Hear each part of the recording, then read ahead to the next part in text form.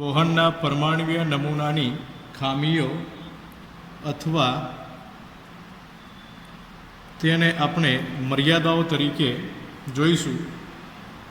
તો સૌપ્રથમ આપણે જોઈએ તો તેની પહેલી મર્યાદા શું હતી. તો બોહરે જે પરમાણ્વીય નમૂનો આપ્યો તો તે પરમાણ્વીય નમૂનો તે ફક્ત ને ફક્ત આપણે જોઈએ તો હાઇડ્રોજન પરમાણુ માટે લાગુ પાડી શકાય છે. એટલે કે જેમાં એક ઇલેક્ટ્રોન આવેલા હોય તેવા આયનોને લાગુ પાડી શકાય. ફક્ત કે જેમાં એક ઇલેક્ટ્રોન આવેલો હોય તેવા જ આયનોને આ નમૂનો આપણે લાગુ પાડી શકાય. જેવા કે તેમાં જોઈએ કે કેવા આવે તો જેવા કે He+2 હિલિયમ એટલે He+1. કારણ કે હિલિયમમાં તમે જુઓ 2 ઇલેક્ટ્રોન હોય, એમાંથી એક ઇલેક્ટ્રોન ગુમાવીએ તો He+1 એટલે એના જોડે એક ઇલેક્ટ્રોન રહેશે, તો તેના માટે લાગુ પાડી શકાય. તે જ પ્રમાણે લિથિયમની વાત કરીએ તો Li+2 લિથિયમમાં 3 ઇલેક્ટ્રોન હોય તો તેના માટે આપણે લાગુ પાડી શકીએ. તે જ પ્રમાણે બેરેલિયમ તો Be+3 બેરેલિયમમાં 4 ઇલેક્ટ્રોન હોય એટલે કે એમાંથી 3 ઇલેક્ટ્રોન આપણે ગુમાવીએ તો એના જોડે હવે કેટલા ઇલેક્ટ્રોન રહેશે? 1 ઇલેક્ટ્રોન. તો આવા ઇન્ફિનિટિવ સુધી કે જેમાં એક જ ઇલેક્ટ્રોન આવેલો હોય તેવા આયનો માટે આ પરમાણ્વીય નમૂનો તે લાગુ પાડી શકાય. એટલે કે તેવા આયનોની સ્થાયીતા અને રેખાવણ પણ સમજાવી શકે છે. એટલે કે જેવા કે આવા આયનોની સ્થાયીતા અને રેખા વણપટ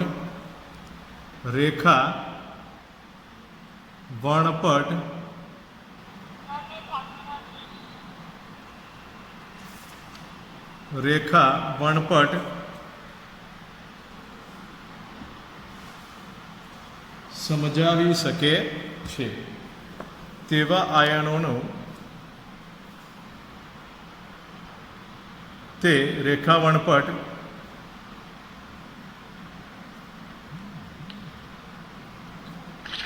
સમજાવી શકે છે. તો તેના માટે તે લાગુ પાડી શકાય. એટલે કે તેનું રેખા વણપટ સમજાવી શકે છે.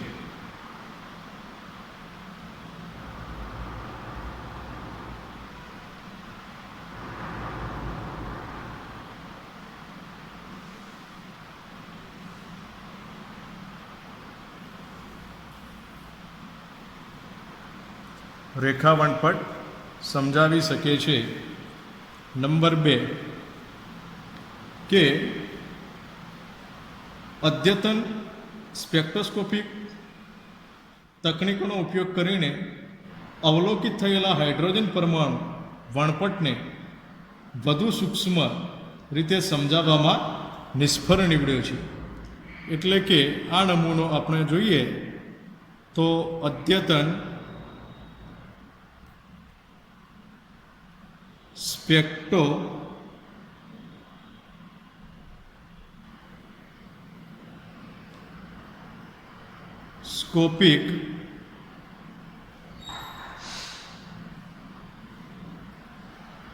ટેકનોલોજી દ્વારા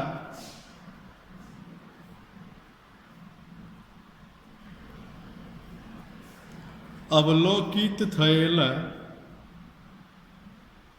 હાઇડ્રોજન પરમાણુનો જે વણપટ છે તે વણપટને વધુ સૂક્ષ્મ રીતે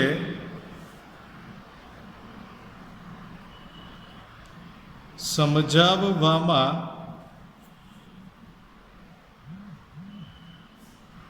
તે નિષ્ફળ નીવડ્યો છે. કેવો નીવડ્યો છે? નિષ્ફળ. એ સારી રીતે સમજાવી શકતો નથી. એટલે કે તે સમજાવવામાં તે નિષ્ફળ નીવડ્યો છે.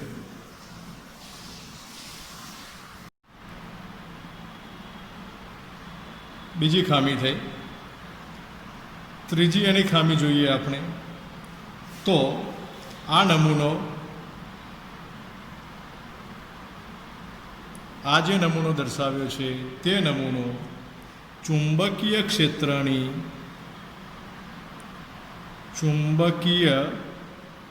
ક્ષેત્રની હાજરીમાં જીમેન અસર, આ યાદ રાખવાનું ખાસ, જીમેન અસર, ચુંબકીય ક્ષેત્રની હાજરીમાં એ જીમેન અસર આવશે.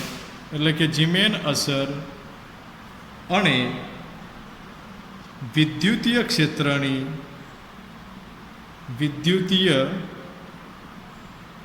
ક્ષેત્રની હાજરીમાં સ્ટાર્ક અસર. કઈ અસર? તો સ્ટાર્ક અસર થી મળતા અથવા સ્ટાર્ક અસર સમજાવી શકતો નથી. એટલે કે તેના દ્વારા મળતા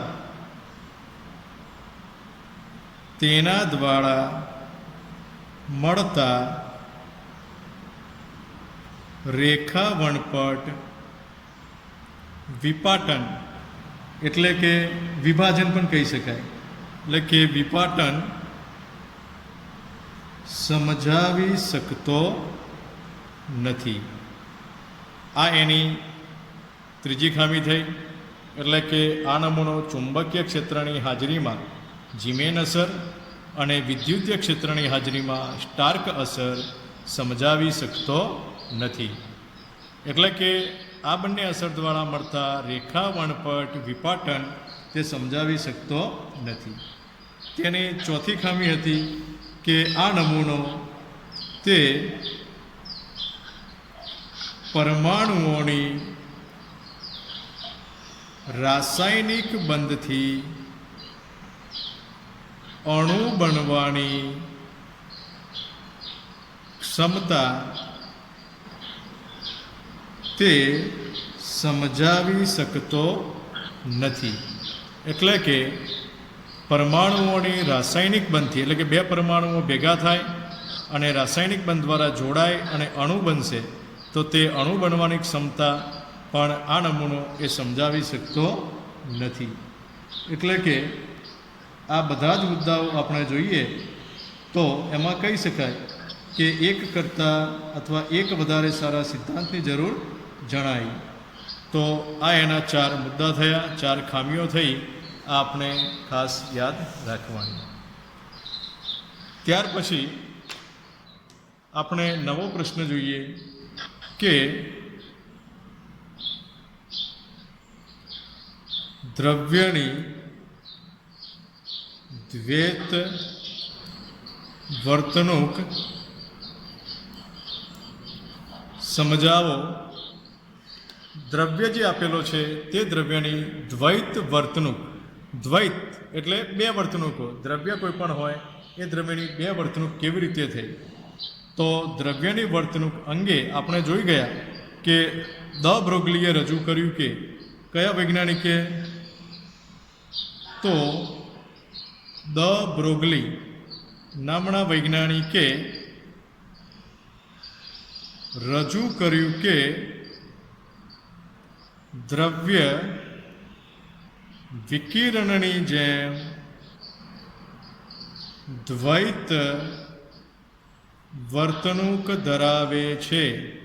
જે દ્રવ્ય આપેલું છે તે દ્રવ્ય વિકિરણ આપણે જોઈએ તો વિકિરણ તે દ્વૈત વર્તણૂક ધરાવે છે. એટલે કે બે વર્તણૂકો ધરાવે છે. કઈ બે વર્તણૂકો? તો વિકિરણ કણ પ્રકૃતિ પણ ધરાવે છે અને તરંગ પ્રકૃતિ પણ ધરાવે છે. એમ દ બ્રોગલીએ રજૂ કર્યું કે દ્રવ્ય વિકિરણની જેમ દ્વૈત વર્તણૂક ધરાવે છે. એટલે કે આપણે કહી શકીએ કે દ્રવ્ય વિકિરણની જેમ કણ અને તરંગ પ્રકૃતિ ધરાવે છે, અથવા બંનેના ગુણધર્મો તે ધરાવે છે. આમ આનો અર્થ એમ થાય છે કે આપણે જોઈએ કે આનો અર્થ આપણે શું કરી શકીએ, તો આનો અર્થ એમ થાય કે ફોટોનને જેમ વેગમાન અને તરંગ લંબાઈ છે, આનો અર્થ એમ થાય કે ફોટોનને જેમ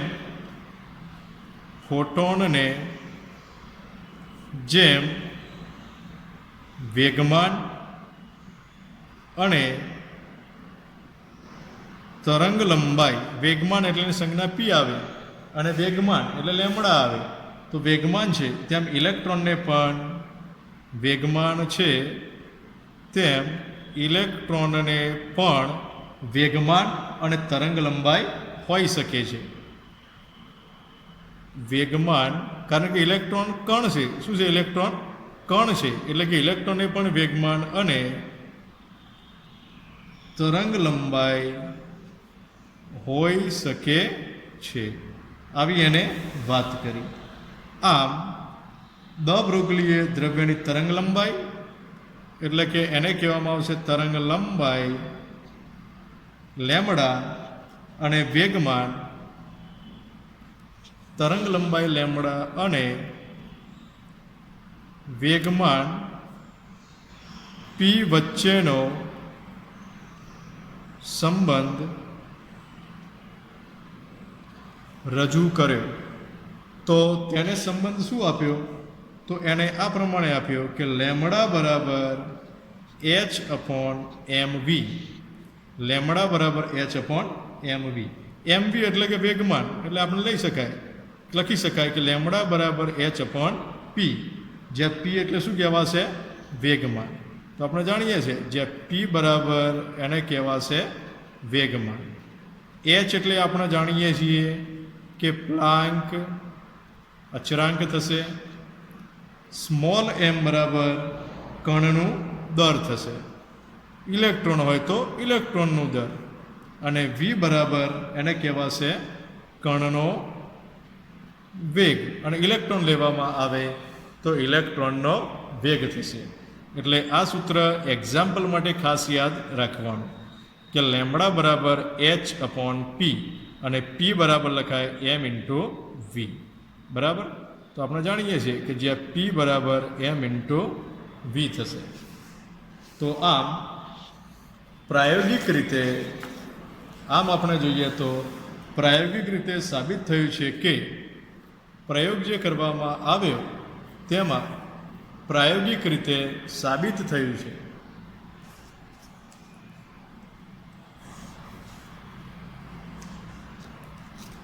પ્રાયોગિક રીતે પ્રયોગ કરવામાં આવ્યો અને તેને આધારે પ્રાયોગિક રીતે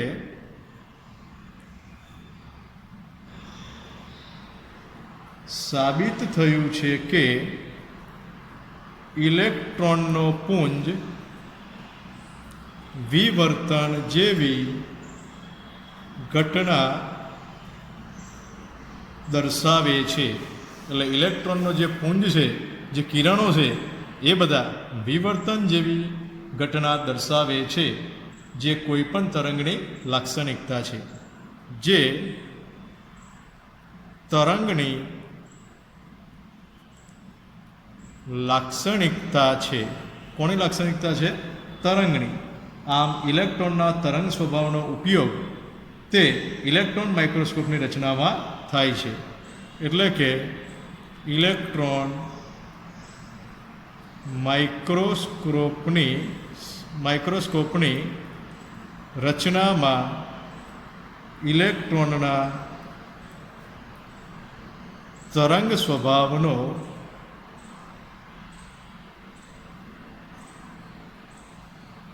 ઉપયોગ થાય છે અથવા તે ઇલેક્ટ્રોનનો તરંગ સ્વભાવ છે ઇલેક્ટ્રોન માઇક્રોસ્કોપમાં. આમ ઇલેક્ટ્રોન માઇક્રોસ્કોપની મદદથી આપણે કોઈપણ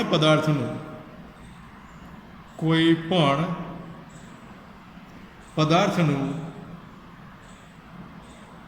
150 ગણું આવર્ધન મેળવી શકાય છે. આમ ઇલેક્ટ્રોન માઇક્રોસ્કોપ એ આધુનિક પ્રકારનું સાધન છે અને તે સાધનની મદદથી કોઈપણ પદાર્થને આપણે 150 ગણો મોટો એ આપણે જોઈ શકાય છે. એટલે 150 ગણો મોટો થયો એટલે ઘણો મોટું થયું. આમ દ બ્રોગલીના સિદ્ધાંત અનુસાર દરેક વસ્તુ ગતિમાં હોય ત્યારે તે તરંગની લાક્ષણિકતા દર્શાવે છે. આમ સામાન્ય વસ્તુઓની ગતિ સાથે સંકળાયેલી તરંગ લંબાઈ ઘણી ટૂંકી હોય છે. આપણે કહી શકીએ કે સામાન્ય વસ્તુઓની ગતિ સાથે સંકળાયેલ તરંગ લંબાઈ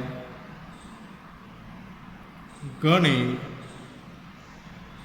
ટૂંકી હોય છે. એટલે તરંગ લંબાઈ કેવી થશે? ઘણી ટૂંકી. એટલે કે જેમ કહી શકાય કે જેમ પદાર્થનું દર વધુ તેમ તરંગ લંબાઈ ટૂંકી. એટલે જેમ જે પદાર્થનો દર વધારે હોય તેની તરંગ લંબાઈ કેવી થશે? ઓછી થશે. આથી મોટા દર માટે તરંગ પ્રકૃતિ એ નક્કી કરી શકાતી નથી. એટલે કે કોઈ પણ મોટા પદાર્થ માટે એટલે કે મોટા દળ ધરાવતા પદાર્થ માટે તેની તરંગ પ્રકૃતિ તે માપી શકાતી નથી. એટલે કે જેમ કે ગતિ કરતો ક્રિકેટનો દડો હોય, આકાશમાં ઉડતું વિમાન હોય, પાટા પર દોડતી ટ્રેન હોય, તો આ બધા પદાર્થો જોયા તો કેવા છે?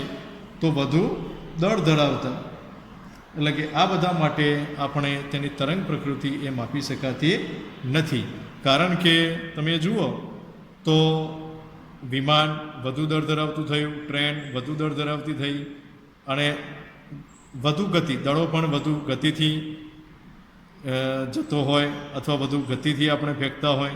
તે જ પ્રમાણે વિમાન વધુ વેગથી, ટ્રેન વધુ વેગથી ગતિ કરતી હોય તો તેની તરંગ લંબાઈ એ ઘણી ટૂંકી હોય છે. અને આ પદાર્થો એ ખૂબ જ મોટા થયા, વધુ દળ ધરાવતા થયા માટે તેની તરંગ પ્રકૃતિ એ માપી શકાતી નથી. પરંતુ અતિ સૂક્ષ્મ કણો જેવા કે એટલે કે જેનું દર ઓછું હોય તેવા ઇલેક્ટ્રોન અને બીજા અવપરમાણવીય કણો જેવા કે પ્રોટોન, ન્યુટ્રોન, તે જ પ્રમાણે મેસોન, કપ્પા મેસોન, જીટા મેસોન, આ બધા જે થયા એ બધા અવપરમાણવીય કણો થયા. તો આ બધાના દર એ ખૂબ જ ઓછા હોય છે. એટલે કે દર ઓછા હોય છે અને તેના કારણે તેમની તરંગ લંબાઈ એ કેવી હોય છે? મોટી હોય છે. અને તેના કારણે તેમની ગતિ સાથે સંકળાયેલી તરંગ લંબાઈ તે આપણે માપી શકાય છે. એટલે કે અપરમાણુય કણોની તરંગ પ્રકૃતિ અથવા તરંગ લંબાઈ તે માપી શકાય છે. એટલે કે એની તરંગ લંબાઈ એ આપણે માપી શકાય અથવા આપણે નક્કી કરી શકાય. આમ તરંગ લંબાઈ આપણે જોયું તો તરંગ લંબાઈનું આ મૂલ્ય પ્રમાણમાં આપણે જોઈએ તો એ તરંગ પ્રકૃતિ એ તરંગ લંબાઈ ઉપર આધાર રાખે છે. આમ જેની તરંગ લંબાઈ ટૂંકી હોય એની તરંગ પ્રકૃતિ માપી શકાતી નથી, અને જેની તરંગ લંબાઈ મોટી હોય એની તરંગ પ્રકૃતિ એ આપણે માપી શકાય. અથવા એમ પણ કહી શકાય કે જેનું દર પ્રમાણમાં ઓછું હોય તેની આપણે તરંગ પ્રકૃતિ માપી શકાય, પરંતુ જેનું દર વધુ હોય તેની આપણે તરંગ પ્રકૃતિ માપી શકાતી નથી. હવે આપણે એક એક્ઝામ્પલ લઈએ તો એના દ્વારા વધારે ખ્યાલ આવશે આપણે કે દાખલા તરીકે 0.1 કિલોગ્રામ દળ ધરાવતો દડો, 0.1 કિલોગ્રામ દળ ધરાવતો દડો જેનો વેગ 10 મીટર પ્રતિ સેકન્ડ છે, તો તેની તરંગ લંબાઈ શોધો. હવે આપણે આની તરંગ લંબાઈ શોધવાની છે. આપણને એનું દર આપેલું છે, એનો વેગ આપણને આપેલો છે, તો આપણે જાણીએ છીએ કે દ બ્રોગલી સમીકરણ મુજબ, દ બ્રોગલીના સમીકરણ મુજબ, દ બ્રોગલીનું સમીકરણ આપણે જોયું કે લેમડા બરાબર h/p અને જ્યાં p બરાબર m/v. કારણ કે અહીંયા આપણને દળ આપેલું છે અને એનો વેગ આપ્યો છે. જો વેગમાન આપ્યું હોય તો સીધું p લખી દેવાનું. હવે આમાં આપણે કિંમતો મૂકી દેશું. h એટલે પ્લાન્ક અચળાંક, એની કિંમત આપણે જાણીએ છીએ 6.626 × 10⁻⁴ જૂલ ઇન્ટુ સેકન્ડ થશે. આ પ્રમાણે બાય એમ એટલે અહીંયા દડો આપ્યો છે, દડાનું દર કેટલું છે 0.1 કિલોગ્રામ ગુણ્યા v એટલે વેગ આપણને આપ્યો છે 10 મીટર પ્રતિ સેકન્ડ. બરાબર. હવે આ સેકન્ડ ઇન્વર્સ છે, ઉપર જશે તો શું થઈ જશે માઇનસનું, એટલે આ તો અહીંયા જ ઉપર આને ઉપર લેશું એટલે મીટર સેકન્ડ ઇન્વર્સ પ્રતિમાં છે એટલે અહીંથી આપણે ઉપર લેશું એના તો પ્લસ થશે અને ઉપર જશે તો પાછું માઇનસ થશે. એ પ્રમાણે થવાનું. બરાબર. ઉપર જશે તો પ્લસ થાય. આ જૂલનો જે એકમ છે એ કિલોગ્રામ એ પ્રમાણે આવે છે, મીટર સ્ક્વેર, એટલે એ એકમો આપણે ઉડાડી દઈશું તો આ સેકન્ડ અને સેકન્ડ ઇન્વર્સ બે જતું રહેશે અને આનું સાદુરૂપ આપણે આપીશું તો જવાબ આવશે એનો 6.626 ગુણ્યા 10⁻⁴ અહીંયા મીટર આવશે. એ આપણે જોઈ લેશું, કેલ્ક્યુલેટરની મદદથી જોઈ લેજો કેટલો જવાબ આવે છે તે. બરાબર. તો આ પ્રમાણેનું સાદુરૂપ આપી દેજો, જવાબ કેટલો આવે છે ખાસ જોઈ લેજો. આમ આ લેમડા એટલે કે એની તરંગ લંબાઈ થઈ, આપણને આટલી પ્રાપ્ત થઈ. હવે આ તરંગ લંબાઈનું આ મૂલ્ય જોઈએ તો ખૂબ જ અતિ સૂક્ષ્મ છે, કારણ કે 10⁻⁴ છે, એટલે ખૂબ જ કેવું થયું સૂક્ષ્મ. 10⁻⁴ હોય એટલે એ મૂલ્ય ખૂબ જ ઓછું થયું અને ખૂબ જ અતિ સૂક્ષ્મ મૂલ્ય છે જે પ્રાયોગિક રીતે માપી શકાતું નથી. એટલે કે આ લેમડા તરંગ લંબાઈ એટલે કે આ મૂલ્ય ખૂબ જ ઓછું છે જે પ્રાયોગિક રીતે માપી શકાતું નથી. આમ આ દર્શાવે છે કે ગતિ કરતો દડો તરંગ પ્રકૃતિ ધરાવતો નથી, પરંતુ તે કણ પ્રકૃતિ ધરાવે છે. એના ઉપરથી કહી શકાય કે દડો તે તરંગ પ્રકૃતિ ધરાવતો નથી, પરંતુ તે કણ પ્રકૃતિ ધરાવે છે. તો આ એક્ઝામ્પલ દ્વારા આપણે નક્કી કરી શકાય અથવા એનો આપણને ખ્યાલ આવે. તો આ ખાસ આપણે ધ્યાનમાં રાખવાનું, ખાસ ધ્યાનમાં લેવાનું બરાબર કે અહીંયા હવે આપણને આ જે જૂલ લખ્યું છે તો જૂલ બરાબર આપણે લખી શકાય કે kilogram metre square second inverse 2. હવે આ બાકીના બધા એકમો જતા રહેશે, કિલોગ્રામ કિલોગ્રામ મીટર મીટર. હવે આ સેકન્ડ ઇનવર્સ તો સેકન્ડ પ્લસ થઈ જશે, સેકન્ડનો સ્ક્વેર થવાનો અને આ સેકન્ડ ઇનવર્સ 2 એટલે આ અને આ નીકળી જશે. કિલોગ્રામ કિલોગ્રામ જતો રહેશે, આ એક મીટર જતો રહેશે, એકમ શું રહેશે? મીટર. અને આનું આપણે સાદું રૂપ આપી દેવાનું. બરાબર, તો આ પ્રમાણે આપણને જવાબ મળશે. તો આ દડાના ઉદાહરણ દ્વારા આપણે સારી રીતે સમજી શકાયું. તો આમ આ દડો જે છે એ ખૂબ જ એનું મૂલ્ય આપણને જે પ્રાપ્ત થયું તરંગ લંબાઈનું એ ખૂબ જ ઓછું છે, જે પ્રાયોગિક રીતે માપી શકાતું નથી.